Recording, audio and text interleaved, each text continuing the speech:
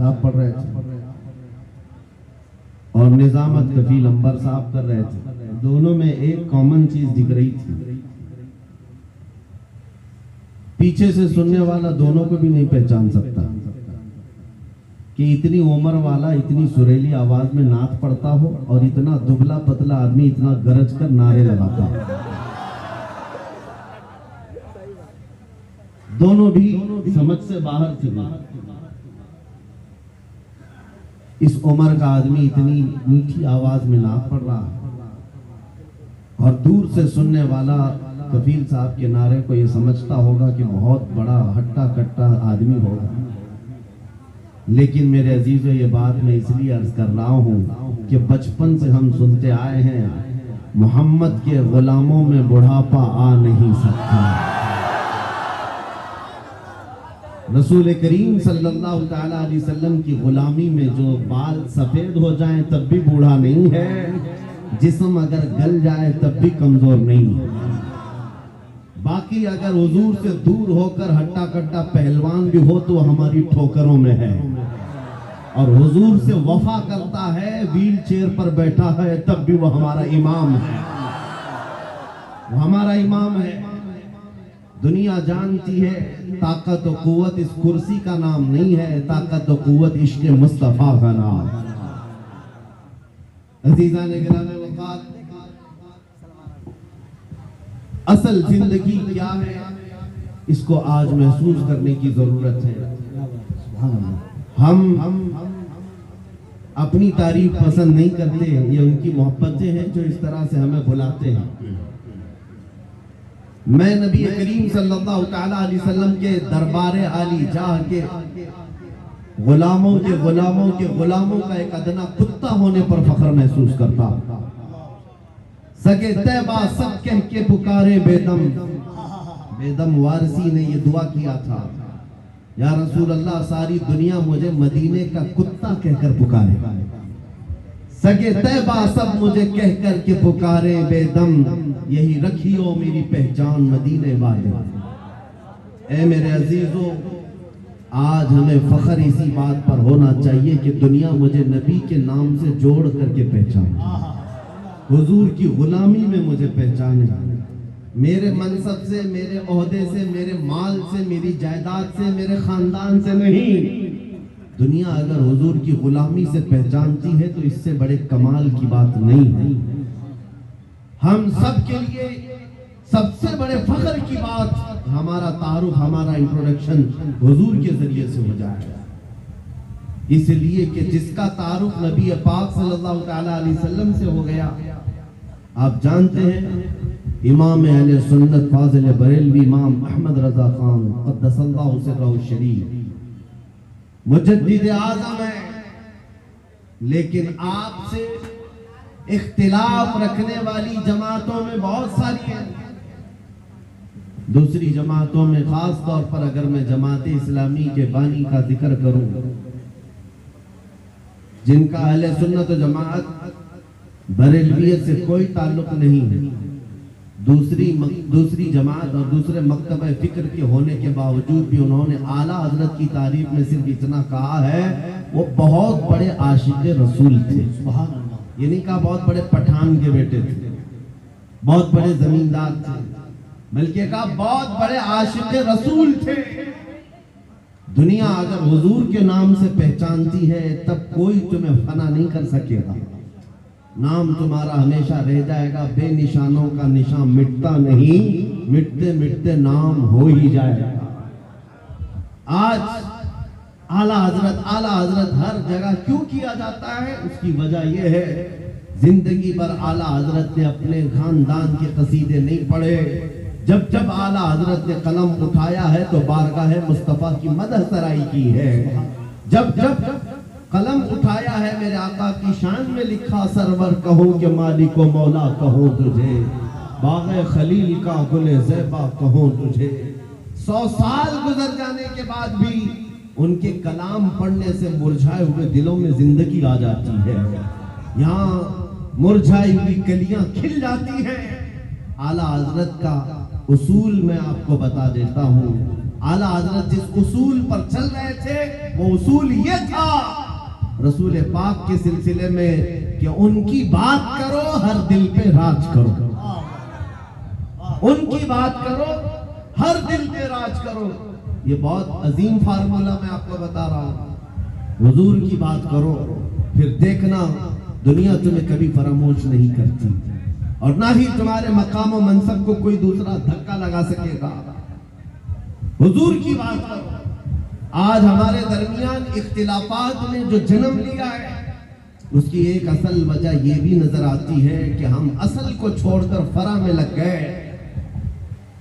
हम जगह जगह छोटी छोटी जमातें बनाकर, छोटे छोटे हल्के बनाकर उसके प्रचार में लग गए, जबकि हमें चाहिए कि हमारी सारी एनर्जी बादशाह आजम की तारीफ में खर्च हो, हुजूर अकरम सल्लल्लाहु तआला अलैहि वसल्लम के लिए वक्फ हो जाओ।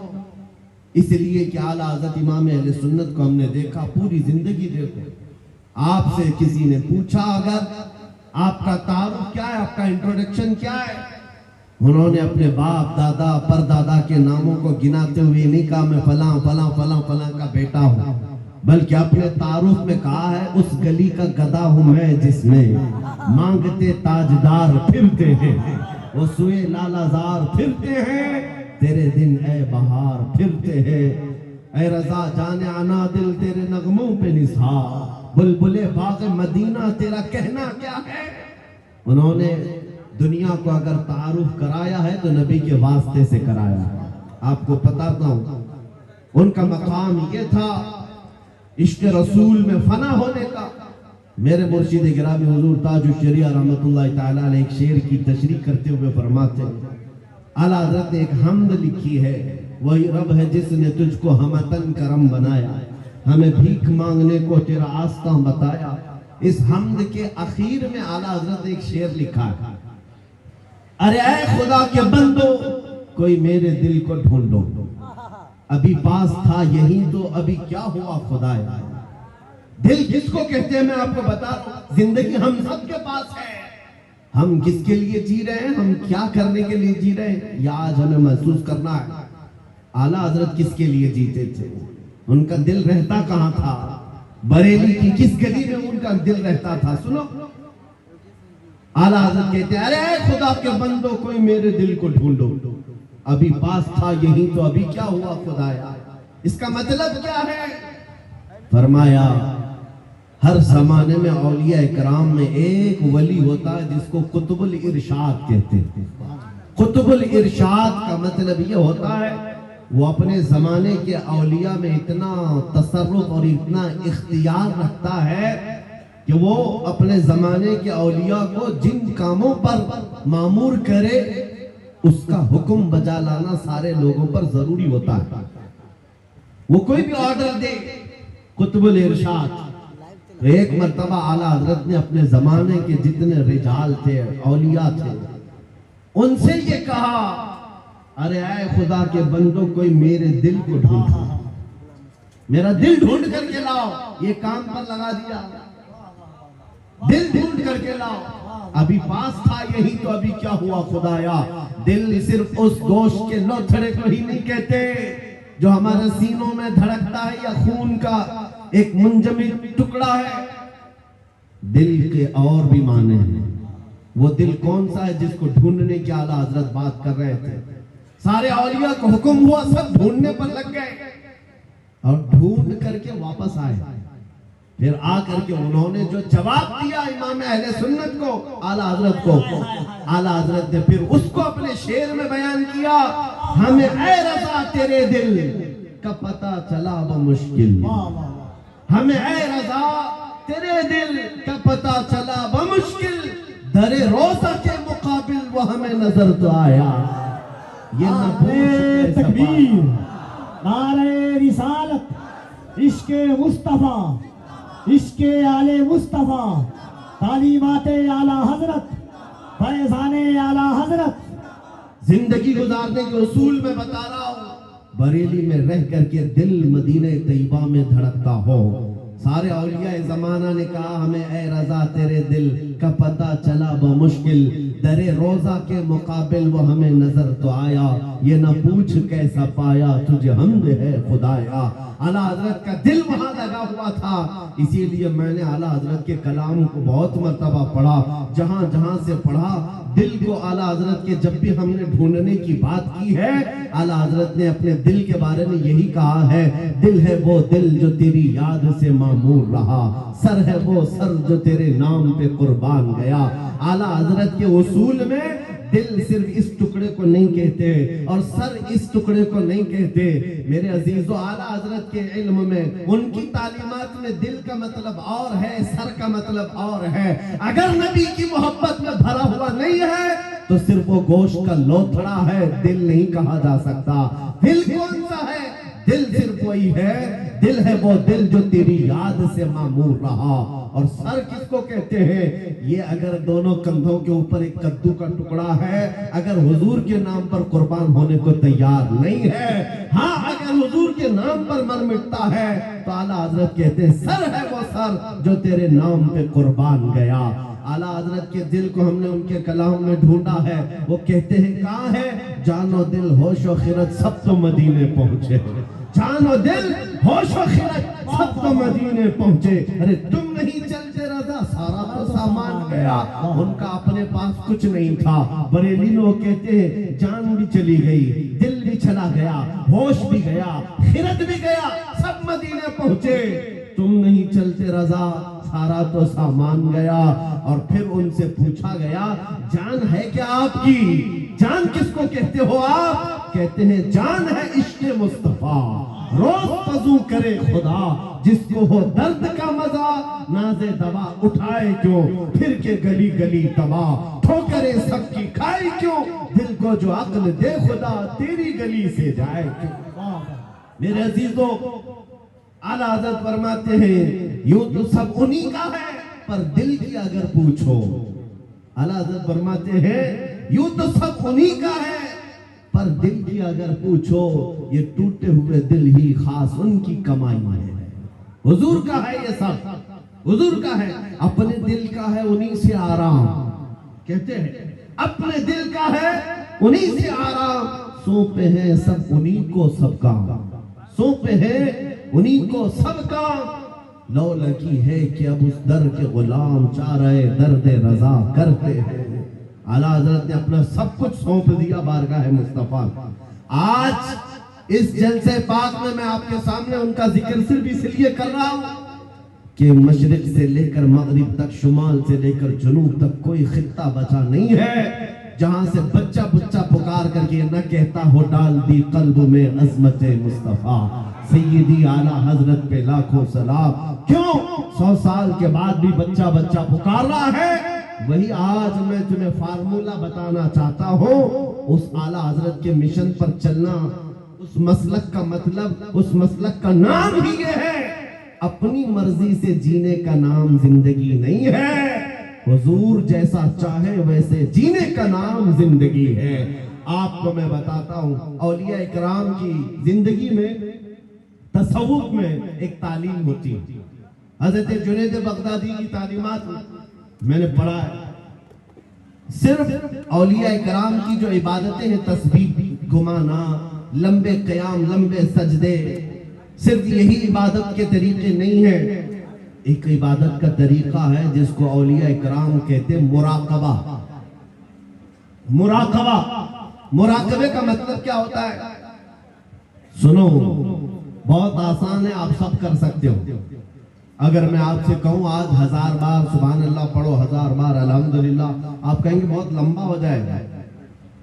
लंबा क़याम करना कुछ लोगों के लिए भारी, लंबा रुकू करना, लंबा सजदा करना इबादतें कुछ लोगों को लगती हो। मुराकबा बहुत आसान लेकिन बहुत ही तेज असर। औलिया इकराम फरमाते हैं जिसका मुराकबा मुकम्मल हो गया वो अल्लाह का वली बन गया। मुराकबा होता क्या है? सुनो, मुराकबा होता क्या है? सिर्फ ये है कि आंख बंद करके थोड़ी देर खामोश बैठना, कुछ नहीं करना, कुछ पढ़ना नहीं है, कुछ पढ़ना नहीं है, खामोश बैठना है। कितनी देर? तुम्हारी मर्जी, 5 मिनट, 10 मिनट, आधा घंटा, 1 घंटा, किसी से बात ना करो, खामोश एक जगह बैठ जाओ। करना क्या है खामोश बैठ करके, सोचना क्या है। हाँ, ये असल है। सीदना जुनैद बगदादी फरमाते हैं, मुराकबा करने वाले को कुछ और नहीं सोचना है, बस आंख बंद करके इतना सोचना है कि अल्लाह ने मुझे क्यों पैदा किया, मैं यहां क्यों आया इस दुनिया में, बस इतना ही सोचना है, इतना ही सोचना है। बार बार सोचता रहे, बार बार सोचता रहे। ऐ नौजवानों, ये मुराकबा आज तुम्हारी बहुत सारी बीमारियों का इलाज है। सोचना कभी आंख बंद करके, क्या मैं इसलिए आया रात भर इंटरनेट पर गेम खेलने के लिए अल्लाह ने मुझे पैदा किया? क्या मैं दुनिया में लड़कियों से छेड़छाड़ करने के लिए पैदा किया गया? क्या मैं दुनिया में दिन रात खेल कूद के लिए पैदा किया गया हूं? लोगों से गप्पे लगाने के लिए पैदा किया गया हूं? मैं लोगों से हंसी मजाक में अपना वक्त को बर्बाद करने के लिए पैदा किया हूं? क्यों पैदा किया गया हूं? तुम्हारा दिल आखिर एक दिन जवाब देगा, अल्लाह की तरफ से तुम्हें ये मिलेगी बात, तुम क्यों पैदा किए गए, क्यों पैदा किए गए, तुम्हें पता चल जाएगी मुराकबे में। जिस दिन तुम्हें पता चल जाए क्यों पैदा किया गया, अगर हकीकत को पहुंच गए उसी दिन अल्लाह के वली बन गए। अब मैं आपको बताता हूं, जिन लोगों का मुराकबा मुकम्मल हुआ, वो जिंदगी में अगर सोचते सोचते इस नुक्ते को पहुंच गए कि मैं क्यों पैदा हुआ, तो फिर आंख खोल करके वो पुकार कर कहते हैं, हम दुनिया में क्यों पैदा हुए? नतीजा निकला, दहन में जुबान तुम्हारे लिए, बदन में है जान तुम्हारे लिए। या रसूल अल्लाह, हम आए यहाँ तुम्हारे लिए, उठे भी वहां, हम अपने लिए नहीं आए आका, आपके लिए आए। मुराकबे में जो इस नुक्ते को पहुंच गया, बरेली का इमाम पुकार कर कहने लगा, मुझे अल्लाह ने खेल कूद के लिए नहीं बनाया, मुझे अल्लाह ने सिर्फ बाजारों की जीनत के लिए नहीं बनाया, मुझे अल्लाह ने जिंदगी अपनी मर्जी से गुजारने के लिए नहीं बनाया। और उस आला हजरत के अजीम पोते ताजुश शरिया ने भी पुकार कर कहा, जब उनका मुराकबा मुकम्मल हुआ, जब वो सोचते रहे मैं क्यों पैदा हुआ, मैं क्यों दुनिया में आया, तब फिर ताजुश शरिया ने भी जवाब दिया, हम इसलिए पैदा किए गए हैं, जिंदगी ये नहीं किसी के लिए, जिंदगी है नबी की, नबी के लिए। ना समझ मरते हैं जिंदगी के लिए, जीना मरना है सब कुछ नबी के लिए। नारे तकबीर, नारे रिसालत, जश्न ईद मिलादुन नबी, आमदे माहे रबीउन नूर। जिंदगी हुजूर पाक सल्लल्लाहु अलैहि वसल्लम के लिए अमानत बन करके, अमानत बना कर दी गई है। तुम क्या समझते हो ए नौजवानों? आपको ये लगता है जवानी की आज ताकत कुव्वत है, मुझे अपने मर्जी से फैशन करने दो, अपने मर्जी से मॉडर्न जिंदगी गुजारने दो, और दुनिया के पीछे तुम चल पड़े, उस दुनिया के पीछे जो हर दिन अपना शोहर बदलती है। आला हज़रत फरमाते, शहद दिखाए जहर पिलाए, कातिल डाइन शोहर कुछ, इस मुर्दार पे क्या ललचाना, दुनिया देखी भाली है। तुम्हें मालूम है यहाँ कितने हीरो आए उसके बाद जीरो हो गए। यहाँ जवानी में अपने मेकअप से चमकने वाले बुढ़ापे में ढीले पड़ गए। यहाँ लोग रोजाना बदलते रहे हैं, किसी भी फील्ड में देख लो। कुछ लोगों को लगता है पर्दे सीमी पर बॉलीवुड और हॉलीवुड पर थिरकने वाले, मुजरे करने वाले स्टार हैं, ये बड़े बड़े हीरो हैं, और उनके पीछे कौम भागती है। मियाँ ये सिर्फ और सिर्फ ढलती छांव है, थोड़े दिनों के बाद इनके चेहरे का गाजा उड़ गया तो यही कौम दूसरा हीरो ढूंढती है, दूसरा इन्हें चाहिए। और नेता नगरी में भी देखा गया, 40-40 साल बेचारे पार्टियों की खिदमत में लगे रहे, बुढ़ापे में फिर आने के बाद पार्टी ने कोने में बिठा दिया। अब तुम्हारा काम खत्म हो गया, तुम्हारा काम खत्म हो गया, अब नौजवान दूसरे आएंगे। लेकिन मेरे अजीजों, एक मकतबा मैंने ऐसा देखा, एक मदरसा ऐसा देखा, ये हुजूर के गुलामों का है। यहाँ जितना बूढ़ा होता है उतनी इज्जत बढ़ती जाती है। जितना बूढ़ा हो जाए उतनी इज्जत बढ़ती चली जाती है। मेरे अजीजों 85 साल 90 साल के उलमा भी आज मौजूद हैं, कौम उनको देखती रह जाती है। तुम 25 साल के 1 लाख नौजवान लाकर खड़ा कर देना और फिर एक तरफ से ताजुल शरिया का चेहरा दिखा देना, लाखों की तरफ निगाहें नहीं जाएंगी, उस एक चमकते हुए चेहरे की तरफ लोग देखेंगे। नारे तकबीर, दोनों हाथों को उठाकर बस्ती बस्ती करिया करिया, बस्ती बस्ती करिया करिया, इल्म का सूरज फैज का दरिया।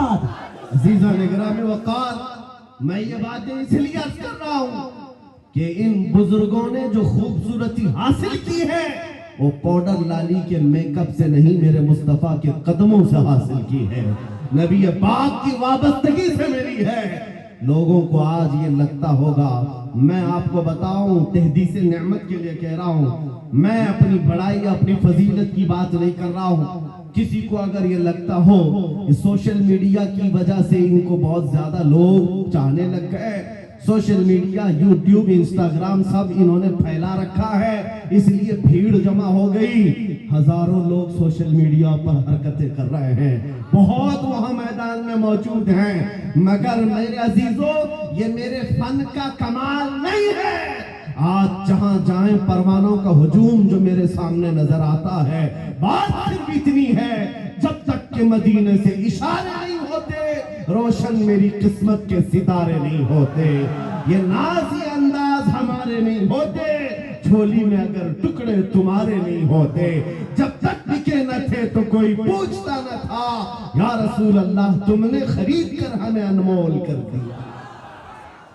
नारे तकबीर, नारे रिसालत, नाजदारे खत्मे नबूवत, नामूसे मुस्तफा से, अज़मते मुस्तफा से, शौकते मुस्तफा से। मेरा यकीन है सारा सोशल मीडिया फना हो जाए, मैं किसी पहाड़ के अंदर बैठकर मेरे नबी की बात करूं, मेरा खुदा कादिर है, वो लाखों के दिलों में हमारी बात को पहुंचाएगा। ये कमाल मैं इसका नहीं समझता सोशल मीडिया के जरिए से, इंटरनेट का दौर हो, नहीं मेरे अजीजों, हुजूर की अजमत बयान करो, चाहे तुम तन्हा हो, मौला पूरी कायनात में तुम्हारे चर्चे फैला देता है। ये रब्बे जुल जलाल की शान है। इब्राहीम अलैहिस्सलाम जब मक्का मुकर्रमा से आवाज दे रहे थे तो पूरी कायनात में आपकी आवाज को अल्लाह ने पहुंचाया। रब कादिर है, जिसकी आवाज को चाहे वो पहुंचाए, लेकिन तुम्हारी लिए जिम्मेदारी आज ये है, तुम इनके उनकी जय विजय करना छोड़ दो, इधर उधर के पट्टे डालना छोड़ दो। तुम्हें दुनिया चाहे जितने भी लिबास बदल लो, दुनिया तो हुजूर के नाम से ही पहचानती, ये बात तय है। तुम जहां जाओगे हुजूर के नाम से तुम्हें पहचानती है। जिस दिन तुमने नाम कहा, तुमको ये नहीं कहेंगे बिहार का है, पटना का है, फला का है। दुनिया तुम्हें अगरचे गांव के नाम से जान जाएगी, लेकिन तुम्हारी निस्बत वो सीधे मदीने के ताजदार से जोड़ कर देखती, ये पक्की बात है। और आपको क्या इस बात पर कोई आपत्ति है कि दुनिया हुजूर की गुलामी से आपको पहचाने, तो आपको ऐब लगता है? फख्र होगा कि नहीं होगा? अगर हुजूर की गुलामी से दुनिया तुम्हें पहचानने पर फख्र होगा तो मेरी बात सिर्फ इतनी सुन लो, पूरे के पूरे ही गुलाम क्यों ना हो जाए। जब गुलाम होना ही है तो पूरे क्यों ना हो जाए। आला हजरत ने क्या खूब कहा, आज ले उनकी पनाह, आज मदद मांग उनसे, कल न मानेंगे कयामत में अगर मान गया। उन्हें जाना उन्हें माना, न रखा गैर से काम, लिल्लाहिल हम्द में दुनिया से मुसलमान गया।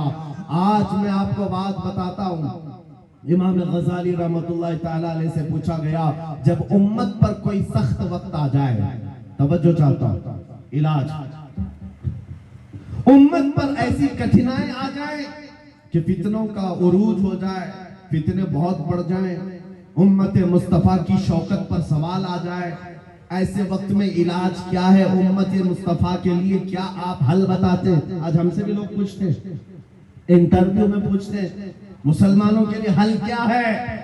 इमाम गजाली ने फरमाया एक ही हल है, इनके सीनों को हुजूर की मोहब्बत से भर दिया जाए, हुजूर की मोहब्बत से भर दिया जाए।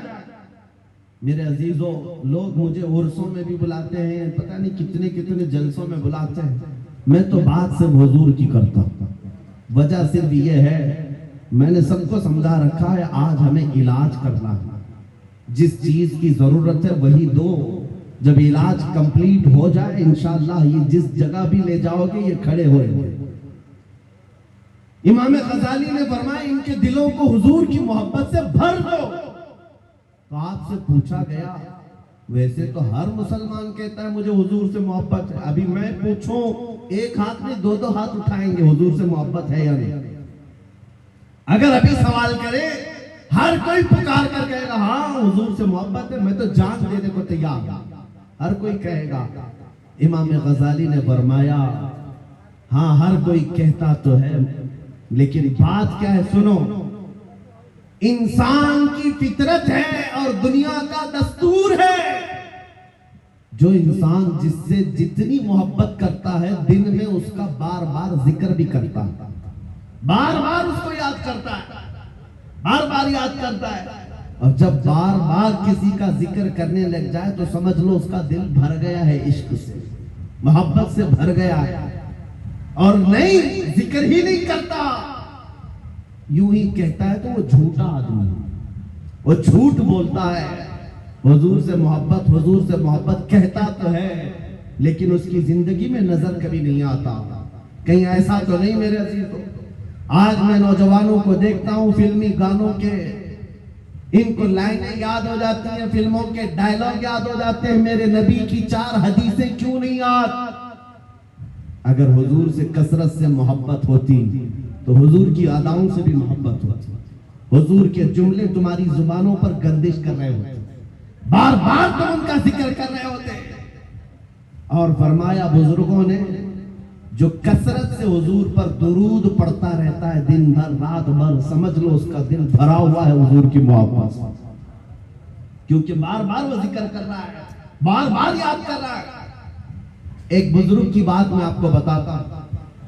एक बुजुर्ग ने एक शख्स की तरबियत कैसी की थी। मुरीद था, अपने शेख से आकर कहा मोहब्बत कैसे करूं, मोहब्बत कैसी होनी चाहिए। कहा एक काम कर, मैं एक भैंस तुझे देता हूं, उसको पाल। बिहार वाले अच्छी तरह समझ सकते हैं। भैंस बुजुर्ग ने अपने मुरीद को दी और कहा इसकी बहुत अच्छी देखभाल करना, बार बार इसका ख्याल रखना।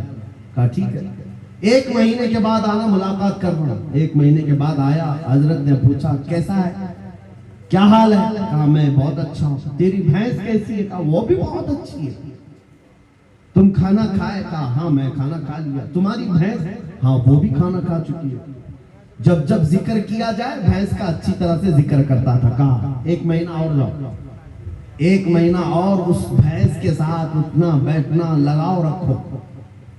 दूसरे महीने के बाद आया, बुजुर्ग ने, मुर्शिद ने पूछा क्या हाल है?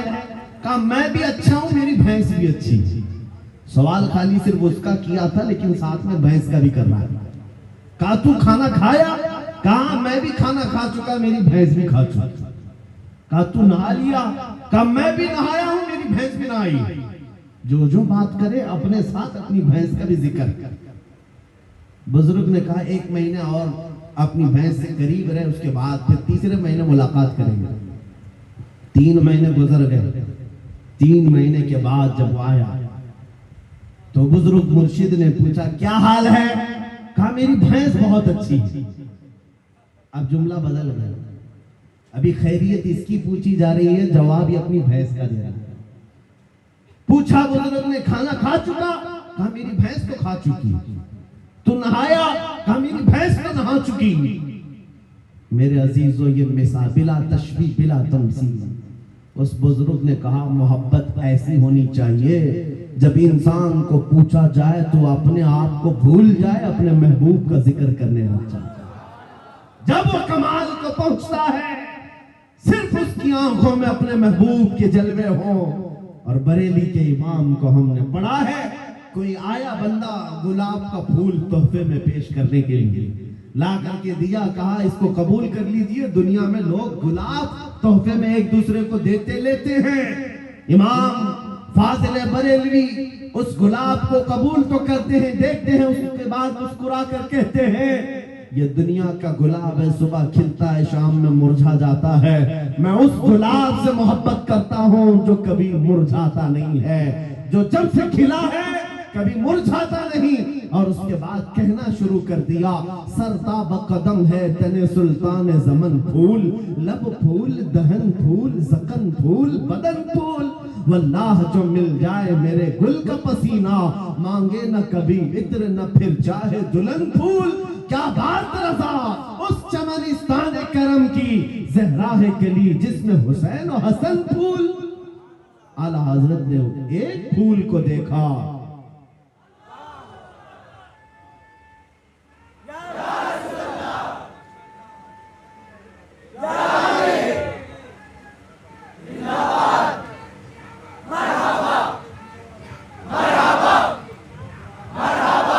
हुजूर पाक सल्लल्लाहु ताला अलैहि वसल्लम का जिक्र आया। आला हजरत ने सारे फूल फूल फूल पर एक नात ही लिख दी। यह इश्क का दर्जा होता है, जिक्र अपने महबूब का ज्यादा करे, अपना नहीं। यहाँ लोग तुर्रम खां बने हुए अपने ही बड़ाइयां करने लग गए। आला हजरत ने अपनी तो छोड़ो, किसी दुनियादार की तारीफ करने पर भी रजामंद नहीं हुए। जब किसी ने कहा भी किसी का कसीदा लिख दो, तो आपने यही जवाब में कहा, करो मद है अहले दुवल रजा, पड़े इस बला में मेरी बला, मैं गदा हूं अपने करीम का, मेरा दीन पा रहे ना नहीं, मेरा दीन रोटी का टुकड़ा नहीं है, मैं तो गदा हूं अपने करीम का। आज उस मोहब्बत की जरूरत है, आज उस कमाल के इश्क की जरूरत है। मैं आपसे पूछता हूं मेरे अजीजों, आप हुजूर पाक सल्लल्लाहु ताला अलैहि वसल्लम से बेहद मोहब्बत करते हैं, मुझे पता है, दिल से मोहब्बत करते हैं, लेकिन जिंदगियों में उसका इंप्लीमेंट, उसका निफाज क्यों नहीं कर पाते? जिस दिन हम कौल और फेल में एक हो जाएं, जो कह रहे हैं वही करने भी लग जाएं, तो समझ लो फिर आपने इश्क का कमाल पा लिया। फिर दुनिया तुम्हारी इन हस्तियों से खौफ खाने लग जाएगी, जैसे कैसर और किसरा बादिया नशीन अरब से खौफ खाती थी। जब मदीने के सहरा से निकल करके बगैर चप्पल के पैबंद लगे कपड़े पहनकर सहाबा निकले थे, ईरान भी कांपने लग गया था, रोम भी कांपने लग गया था। उस वक्त की सुपर पावर ताकतों को अगर किसी ने धूल चटाया है, मेरे नबी के गुलामों ने धूल चटाया है। हुजूर के आशिकों ने उन्हें घुटने पर लाकर मजबूर कर रखा था। आपको पता है उनके नजदीक इज्जत क्या थी? आपको बताता हूँ, सैयदना उमर इब्न खत्ताब रदियल्लाहु ताला अन्हु का दौरे खिलाफत है। मदीने से एक फौज निकली, किसरा को खत्म करके आती है। ईरान की हुकूमत जो किसरा कहलाती थी उस जमाने में, खत्म कर दी गई। इस्लाम का परचम लहराया।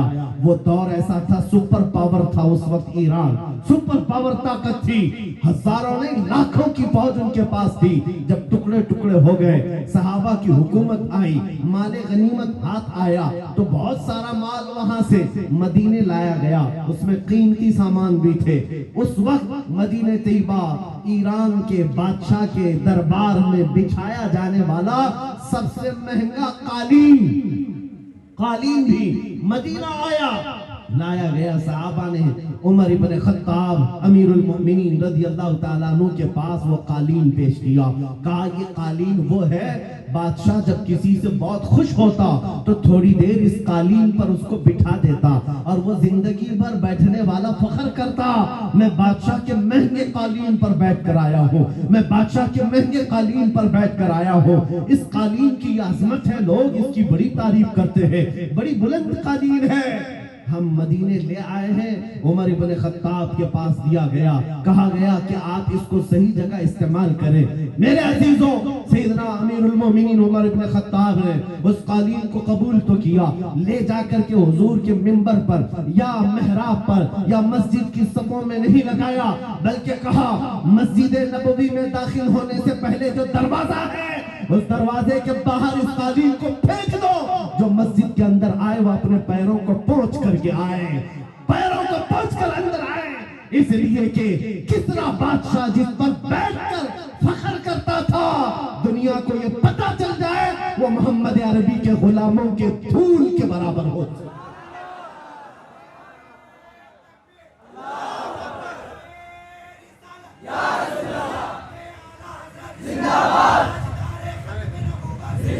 उन्होंने इज्जत तख्त तो ताज में नहीं ढूंढी, मेरे नबी पाक की निस्बत में इज्जत ढूंढी। आपको पता है, एक साहबी हजरत नौमान एक बादशाह के यहाँ गए थे। तवज्जो, बादशाह के यहाँ मेहमान बुलाए गए थे, कासिद बनकर गए। बादशाह ने उनके आने पर कालीन बिछाया रेशम का और कुर्सी बिछाई सोने की कलई की हुई कि मोहम्मद अरबी का कासिद आ रहा है, एम्बेसडर आ रहा है, तर्जुमान है। लेकिन जैसी हजरत नौमान पहुंचे, वो कालीन को आपने तलवार से फाड़ दिया और निकाल दिया, जमीन पर चल। फिर जब कुर्सी के पास आए, देखा सोने की कुर्सी है, पांव से धक्का मारकर गिराया और कहा मुझे सादी कुर्सी लाओ, दूसरी। बादशाह ने कहा ये इतना गुरूर है, मोहम्मद अरबी सल्लल्लाहु अलैहि वसल्लम के गुलामों में इतना एटीट्यूड। उस सहाबी ने कहा ये गुरूर और तकब्बुर नहीं है, मैं मेरे नबी का गुलाम हूं, मेरे मुस्तफा का गुलाम हूं। मेरे नबी की शरीयत में मर्दों के लिए रेशम भी हराम है, सोना भी हराम है। मर्दों के लिए रेशम का इस्तेमाल हराम है और सोने का इस्तेमाल, गोल्ड का इस्तेमाल हराम है।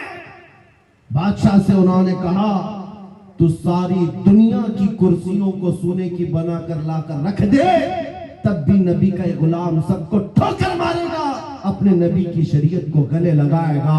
उसी गुलाम की आवाज थी, उसी नबी के गुलामों की आवाज थी जो आज मैं मैसेज में कहना चाहता हूं। नौजवानों, फख्र करना हो तो अपने नबी की निस्बत पर फख्र करो। दुनिया अगर आज तुम्हें मुसलमान कहती है तो दाढ़ी मुंडाकर, टोपी छुपाकर, लोगों में छुपने की कोशिश करके सेकुलर बनने की कोशिश मत करना। दुनिया पहचानती है तो और पहचान बढ़ाओ। किसी ने मुझसे पूछा था क्या इस जमाने में दाढ़ी रखना अब भी वाजिब है? मैंने कहा अब के जमाने में तो और भी बड़ा वाजिब है, इसलिए कि जिनको तलवार और चाकू नहीं चुभती उनको हमारी दाढ़ी चुभती है। मैंने यही कहा, ऐ नौजवान, लोगों को चोटी रखने में शर्म नहीं आती, मुझे नबी की दाढ़ी रखने में क्यों शर्म आएगी? अगर लोग नंगा घूमकर फख्र कर सकते हैं, मैं मेरे नबी के अखलाक पर फख्र क्यों नहीं कर सकता? दुनिया को अगर हक है फैशन करने का, मुझे मेरे नबी की अदाओं पर फख्र करने का क्यों नहीं हक है? बस नौजवानों, खता हमसे हुई है, हम इन नंगों के पीछे भागने लग गए, अल्लाह ने हमारी इज्जत व वकार को खत्म कर दिया। नौजवानों, दुनिया अगर तुमसे पूछती है तुम्हारे पुरखों का नाम बताओ, तुम्हारे बड़ों का नाम बताओ, हमारे बड़े तो बादशाह थे, हमारे बड़े तो फलां थे, तुम अपने पुरखों में अपने बाप दादाओं का नहीं, बल्कि यूं कहो मेरे पुरखों में जो नाम आता है वो खालिद बिन वलीद का है, मेरे पुरखों में जो नाम आता है वो सलाहुद्दीन अय्यूबी का है, वो शहाबुद्दीन गौरी का है। इसलिए कि ये वो नाम है जो अज़मत मुस्तफा के परचम लहराते थे, नबी की गुलामी में इज्जत ढूंढते थे। एक वक्त था जब यहूदी और ईसाई माएं रात को अपने बच्चों को थपक कर सुलाती थी, ये कहते हुए बच्चे सो जा वरना सलाहुद्दीन आ जाएगा। नबी के गुलामों की हैबत ऐसी थी, वो इसलिए थी कि उन्होंने अपने बलबूते अपनी ताकत पर इज्जत नहीं कमाई, मेरे नबी की निस्बत में इज्जत कमाई थी। आज भी एक ही हल है हमारे पास, वापस आ जाओ उस पॉइंट पर, उस नुक्ते पर जहां मेरे मुस्तफा ने हमें छोड़ा था, हुजूर ने सहाबा को जहां छोड़ा उस नुक्ते पर आ जाओ। इधर उधर की बात न करो।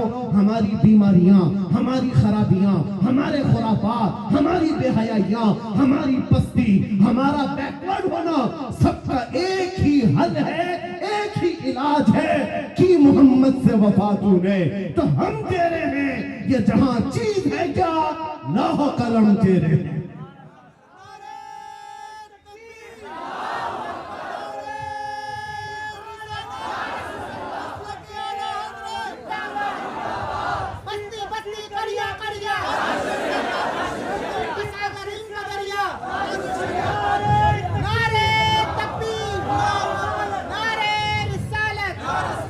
अब ये यकीन भी होने लग गया, अल्लाह की जात से मैं कभी नाउमीद नहीं, और किसी मुसलमान को होना भी नहीं, नाउमीद ही नहीं। अब यकीन होने लग गया है, हिंदुस्तान का सुन्नी मुसलमान जाग रहा है, बेदार हो रहा है। और इसी को कहा है इकबाल ने, निकल करके सहरा से जिसने उलट दिया था तख्ते रोमा को, सुना है कुदसियों से मैंने कि वो शेर फिर होशियार होगा।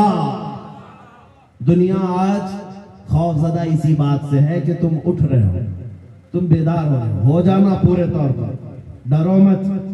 तुम्हारा नाम किसी मुजरिम कौम से जुड़ा हुआ नहीं है। भौंकने दो कुत्तों को, जितनी मर्तबा कहें आतंकवादी, जितनी मर्तबा कहें दहशतगर्द, जितनी मर्तबा टेररिस्ट, जो बोलना है बोलो। हम तुम्हारे बाप की जमीन पर नहीं जीते और ना ही तुम्हारी सर्टिफिकेट की जरूरत है। हम अल्लाह के बंदे हैं, रसूल के उम्मती हैं। नारे तकबीर, नारे रिसालत, नारे रिसालत, लब्बैक या रसूल अल्लाह, लब्बैक या रसूल अल्लाह।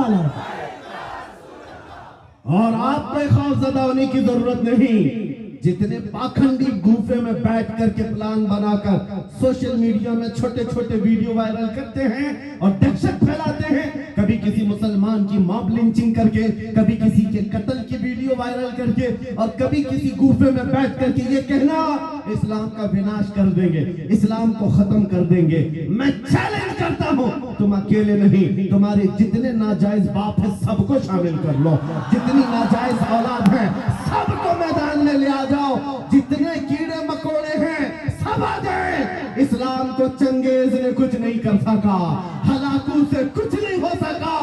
जिन्होंने हमारी खोपड़ियों से मीनार बना दिया था, जिन्होंने मुसलमानों के खून से दरियाए दजला को लाल कर दिया था, उस दौर में इस्लाम खत्म नहीं हो सका। तुम्हारी 5 साल की नशेड़ी हुकूमत से क्या खत्म हो सकता है? इस्लाम तेरी दोनों हाथों को उठाकर नारे तकबीर, नारे रिसालत, मज़हबे इस्लाम, अज़मते इस्लाम, शौकते इस्लाम, रिफाते इस्लाम, पैगंबरे इस्लाम, नामूसे इस्लाम। ये जवानी बरकरार है। उनको बुला करके कभी नेताओं को भी दिखा दे, वो दिन के 12 बजे वोटों का मजमा जमा करके फख्र करते हैं पब्लिक हमारे साथ, उनको ऐसा ही लगता है। और शराब के धुत में जमा होने वाला मजमा और है, इश्क मुस्तफा में आने वाला मजमा और है। 500-100 रुपए लेकर के दिन के उजाले में आना और है। तुम्हारा मजमा दिन के 12 में होता होगा, हमारा मजमा रात के 12 के बाद गर्म होता है। यहाँ आओ देखो, ये रात नहीं लगती इन दीवानों के यहाँ, न रात है, बल्कि मैं तो कहता हूँ सुन्नियों के यहाँ कोई संडे भी नहीं आता है। जो रात मेरे नबी के नाम है, वो रात हमारी ईद की रात है, वो रात हमारी ईद की रात है।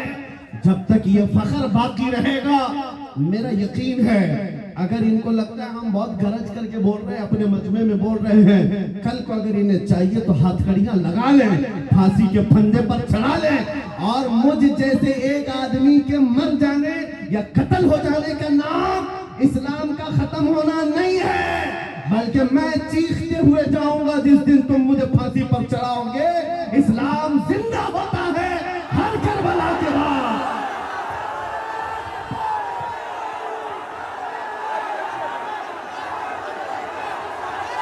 लब्बैक लब्बैक या रसूल अल्लाह लब्बैक लब्बैक लब्बैक या रसूल अल्लाह लब्बैक लब्बैक लब्बैक या रसूल अल्लाह लब्बैक लब्बैक लब्बैक या रसूल अल्लाह लब्बैक लब्बैक लब्बैक या रसूल अल्लाह। नारे तकबीर। आज हुकूमत के नशे में आकर अगर कोई बार बार मेरे नबी की जात को इस्तेमाल करता है तो हमारे जज्बात बेकरार होते हैं। लोगों को ये लगता है, डिपार्टमेंट वाले बार बार ये कहते हैं मौलाना क्यों इतना एग्रेसिव हो जाते हो, क्यों इतनी भड़काऊ बातें करते हो। मैंने बार बार ये कहा है, ऐलान कहा है, जब जब गाली देने का शौक है मेरा नाम लेकर गाली दो, मेरी माँ के नाम पर, मेरे बाप के नाम पर, मेरे खानदान के नाम पर, जितना कोसना है कोस लो, लेकिन याद रखना अगर हुजूर की तरफ उंगली उठाओगे, अगर नबी की अजमत की तरफ बोलोगे, हमारे खून का आखिरी कतरा भी जिस्म में बाकी है तुम्हारी गर्दनों पर चढ़ करके बोलेंगे, तुम्हारे सीने पर चढ़ कर बोलेंगे।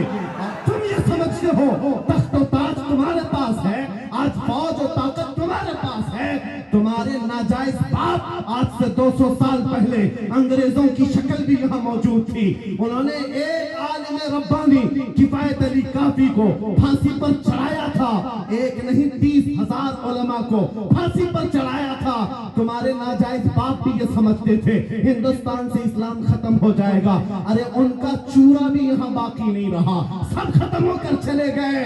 तुम भी अपने अंजाम का इंतजार करो, कुछ देर की खामोशी है फिर शोर आएगा। आज कुत्तों का वक्त है, कल हमारा दौर आएगा।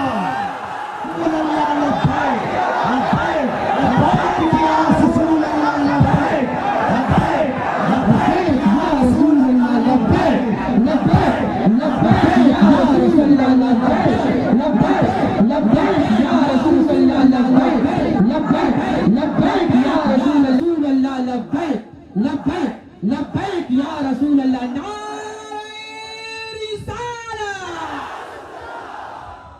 लोग अगर ये पूछते हैं आपकी जज्बाती तकरीरों से होता क्या है, मैं सिर्फ इतना ही कहता हूँ क्या होता है पता नहीं, लेकिन मेरा यकीन ये कहता है मैं जज्बात में लाऊंगा, कोई बच्चा बुज़दिली से नहीं मरेगा इंशाअल्लाह, कोई नौजवान तुम्हारी जूतियां चाट करके नहीं मरेगा, तुम्हारे हाथों में फंस भी जाएगा, नबी नबी कहकर दुनिया से जाएगा। हम अपने जज्बात को जिंदा रखते हैं इसलिए कि जज्बात नहीं है तो वो नामर्द आदमी है। अगर जज्बात हुजूर के लिए जिंदा है उसी को मैं मर्द समझता हूँ, उसी को इंसान समझता हूँ। और जो बेगैरती की बात करते हैं, अरे मसलहत का भी ख्याल करो, हिकमत का भी ख्याल करो, हालात का भी ख्याल करो। ये हालात तुम्हें मुबारक, मुझे मेरे नबी की इज्जत मुबारक। अगर इन हालात में नबी की इज्जत महफूज नहीं है तो हम आजादी से घूम कर कौन से मजे उठा सकेंगे। वो सहाबा की बात तो सुनो, जब जंगे ओहद में ये बात मशहूर हो गई, हुजूर का कत्ल हो गया, सहाबा ने तलवारें छोड़ दी, हाथों से तलवारें छूट गई। इस वजह से कितने काफिरों ने सहाबा का कत्ल कर दिया, कत्ल हो गए 70 सहाबा। क्यों? जब ये खबर फैली थी ना कि हुजूर का इंतकाल हो गया, सहाबा बेइख्तियार कहने लगे अल्लाह के नबी अगर नहीं है तो फिर जिंदगी कहते किसे, हुजूर आप नहीं है तो जिंदगी क्या है। इसलिए ऐसा नहीं हो, आज हमारा जज्बा यही होना चाहिए, अगर हुजूर का नाम सलामत नहीं तो फिर हमारी जिंदगी किस काम की, हम किस बात के लिए जीते हैं।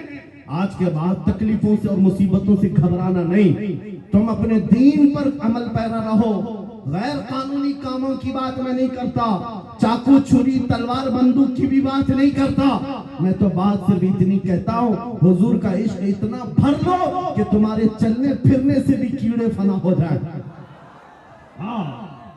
तुम्हारे किसी हथियार की जरूरत नहीं, तुम हुजूर के आशिक बनकर गलियों से घूमो, कुत्ते यूं ही मर जाए, हाँ पागल होकर मर जाए, सिर्फ तुम्हारी खुशबुओं से मर जाए।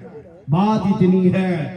और मैं आज आखिरी बात ये कहता हूँ, सहाबा का मसलक यही था, उन्होंने कोड़े भी खाए, तलवारें भी खाई, जख्म भी खाए। एक साहबी साद इब्न रबी जिनके 12 नेज़े लगे थे, पेट फट गया था, जंगे ओहद में फिर भी कह रहे थे जो आए हुए सहाबा, जाओ नबी को मेरा सलाम कह देना, मैंने उनकी हिफाजत का हक अदा नहीं किया। पेट फट गया, तब भी ये कहते थे हम आज नरम नरम खाने खाकर गरम गरम बिस्तरों पर सोकर सिर्फ यहाँ बैठकर नारे लगाकर समझते हुजूर की इज्जत की हम हिफाजत करते हैं। मेरे अजीजों, बदलना है हमें जिंदगी, बदलना है हमें जिंदगी। कब तक ये गाने सुन सुन करके निफाक दिल में पैदा करते रहोगे? बॉलीवुड और बॉलीवुड के हॉलीवुड के नगमों पर नाचते रहोगे? तुम जिंदगी बदल डालो। आज दुनिया, मैं आपको बताऊं, सादी हजरत फखरुद्दीन राजी बहुत बड़े हकीम है, कहते हैं एक मैंने हकीमी में, डॉक्टरी में एक चीज देखी है, एक चीज देखी है, मोहम्मद अरबी सल्लल्लाहु अलैहि वसल्लम की मोहब्बत में अगर कोई 90 साल का भी हो जाए तो उसका दिमाग पागल नहीं हो सकता, पागल कभी नहीं होता। हुजूर का आशिक पागल नहीं होता, और अगर पागल होता है तो सिर्फ उनके लिए होता है, और दीवाना होता है सिर्फ उनके लिए होता है, बाकी किसी के लिए नहीं होता। आज मैं यही चाहता हूं कि दुनिया तुम्हें पागल कहे, मजनू कहे, दाढ़ी वाला कहे, टोपी वाला कहे, छोड़ दो उनकी बातों का। कुछ भी रिएक्ट करना, तुम्हें अंदर से फख्र होना चाहिए, फख्र होना चाहिए, इसलिए कि तुम इन कुत्तों के लिए नहीं जीते। कब्र में आमिना के लाल तशरीफ लाने वाले हैं, हश्र में मेरे आका तशरीफ लाने वाले हैं, उनके सामने मुझे खड़ा होना है। कहीं हुजूर ये ना कह दें कि दुनिया वालों के लिए तूने मेरे अखलाक को बदल लिया, उनको राजी करने के लिए तू मेरी सुन्नतें छोड़ दिया। नहीं, कब्र में जब जाएं तुम्हारा चेहरा देखे तो मेरे नबी से कदमों को चूम कर कहना, आका दुनिया 1000 ताने देती थी मगर मैं आपके लिबास को पसंद करता था, मैं आपके चेहरे को पसंद करता था, आपके कदमों में आना चाहता था। बस आज मेरा मसलक आपको बता दूं, आप सब इसी बात पर गामजन हो जाएं। मेरा मसलक का मतलब सहाबा का, औलिया का, ताबईन का, आला हजरत का यही है, हर मुसीबत हर सितम गवारा है, हर मुसीबत हर सितम गवारा है। या रसूल अल्लाह, एक बार तुम कह दो कि तू हमारा, तू हमारा है। आज के बाद हम इसी मिशन पर जीते हैं। दुनिया के हाथ फैलाना छोड़ दो, दुनिया के लिए जीना छोड़ दो। जिंदगी ये नहीं किसी की किसी के लिए, जिंदगी है नबी की नबी के लिए। ना समझ मरते हैं जिंदगी के लिए, जीना मरना है सब कुछ नबी के लिए। और इस अकीदे के साथ आज महफिल खत्म करता हूँ। कौन देता है? देने को मुंह चाहिए, देने वाला है सच्चा, देने वाला है सच्चा, देने वाला है सच्चा। आका आपके दरबार में, आपके शहर, आपके मुबारक महीने का पहला चांद आया है पटना की सरजमीन से। आशिकाने मुस्तफा मदीने की तरफ लो लगाकर पुकारते हैं, अभी वो उन्नी फिदा का या रसूल अल्लाह, मैं मुजरिम हूँ आका, मुझे साथ ले लो कि रस्ते में है जा बजा थाने वाले। चमक तुझसे पाते हैं सब पाने वाले, मेरा दिल भी चमका दे चमकाने वाले। लब्बैक या रसूल अल्लाह, लब्बैक या रसूल अल्लाह, लब्बैक या रसूल अल्लाह।